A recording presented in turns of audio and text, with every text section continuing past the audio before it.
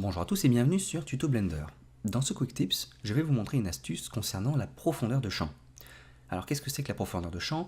C'est quelque chose qui vous permet de fixer un point qui sera net sur votre image et faire que tout ce qui sera avant ce point ou après ce point sera flou. Et ça permet de concentrer l'attention vers donc, ce point en particulier. Alors avant de commencer, je vais vous faire un petit aperçu de ma scène. J'ai une scène qui est assez grande avec des objets positionnés de plus en plus loin de ma caméra. Comme ça on peut faire le point sur différents niveaux vis-à-vis de ma caméra. J'ai une caméra bien sûr, et avant de passer sur les options de la caméra, j'aimerais juste faire un tour dans les propriétés avec N. Déjà dans le Display ici, l'onglet Display, j'ai désactivé la grille pour des raisons de préférence. Et dans Shading, j'ai activé le Matte Cap qui est là, qui donne cet effet un peu blanc, et l'Ambient Occlusion qui donne des fausses ombres, ça fait un peu cool dans l'espace 3D. Et la dernière option que j'aimerais activer ici, c'est Depth of Field. Alors, c'est la profondeur de champ prononcée en anglais, Depth of Field, et des fois vous verrez marqué DOF, c'est pareil, Depth of Field. Donc on active ça, et ça permet d'activer la profondeur de champ dans notre vue 3D, et plus particulièrement dans la vue de la caméra.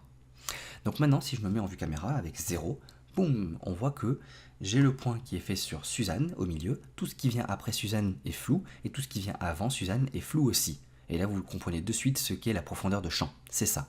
Comment l'activer? Alors, il n'y a pas seulement cette option à cocher dans le menu N, il faut aussi aller sélectionner sa caméra, aller dans les paramètres de la caméra, et tout en bas ici, dans Depth of Field, ici encore une fois, jouer sur plusieurs valeurs.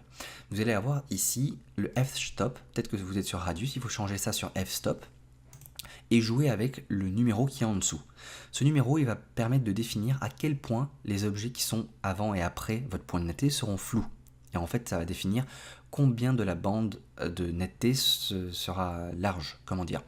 Plus ce chiffre sera petit, et plus le flou que vous aurez autour sera grand. Et plus vous augmenterez ce chiffre ici, et plus votre flou sera faible. Je peux jouer avec ce chiffre ici, mais ça ne changera rien dans la fenêtre 3D parce que les valeurs que vous avez ici concernent votre rendu. Lorsque vous cliquerez sur F12 ou que vous cliquerez sur rendu dans la fenêtre des rendus, là, Blender prendra en compte cette valeur-là. Pour l'instant, il prend une valeur qui est spécifique à la fenêtre 3D et qui se trouve ici.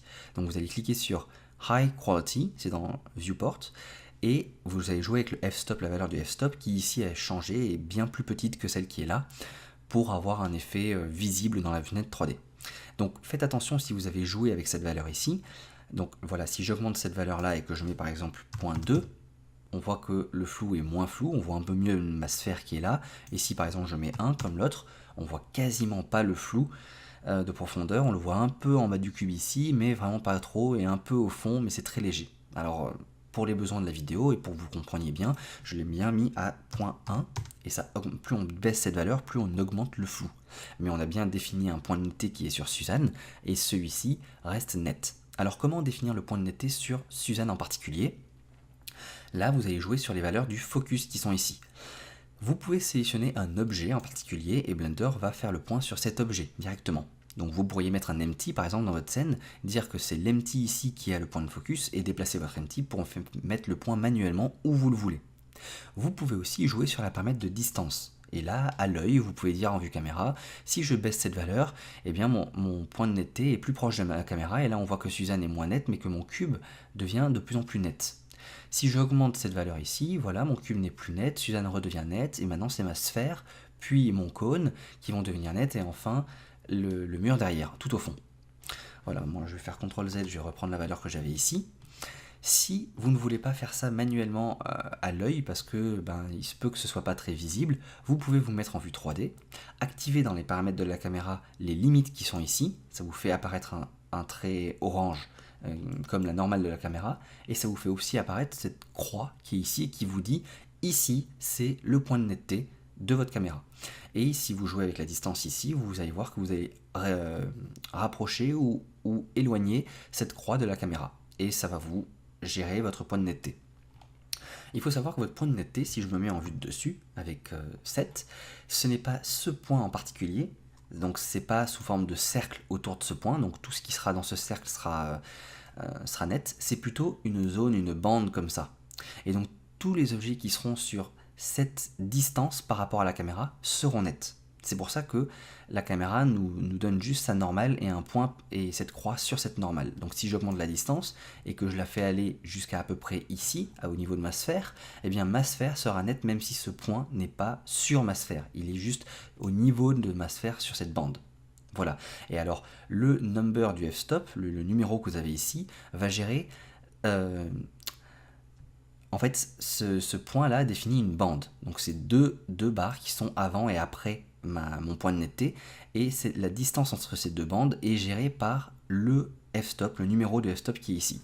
Et plus je réduis ce numéro, plus je réduis la distance qu'il y a ici. Et donc la bande de netteté sera courte, sera faible. Et donc ça va augmenter le flou qui sera autour. Mais plus j'augmente ce numéro, plus j'augmente cette bande de netteté qui est là. Et donc moins j'aurai de flou autour.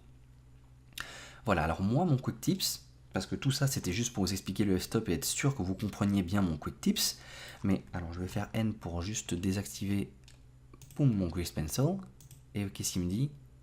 Alors je vais le désactiver ici, voilà. Mon astuce, c'est que lorsque vous êtes en vue de caméra, plutôt que pour faire le point de netteté avec cette distance ici, plutôt que de devoir aller en vue 3D et voir où se trouve la limite avec cette petite croix, vous vous mettez en vue caméra, vous passez votre souris sur la valeur distance, vous faites E lorsque vous êtes dessus et ça va vous faire une pipette. Et alors maintenant, vous pouvez cliquer n'importe où dans votre vue 3D, dans votre vue caméra, et vous allez automatiquement mettre votre point de netteté là où vous avez cliqué. Donc je répète, E là-dessus, sur cette valeur distance, et ensuite on clique dans la fenêtre 3D, dans votre vue de caméra, pour mettre votre point de netteté là où vous le voulez.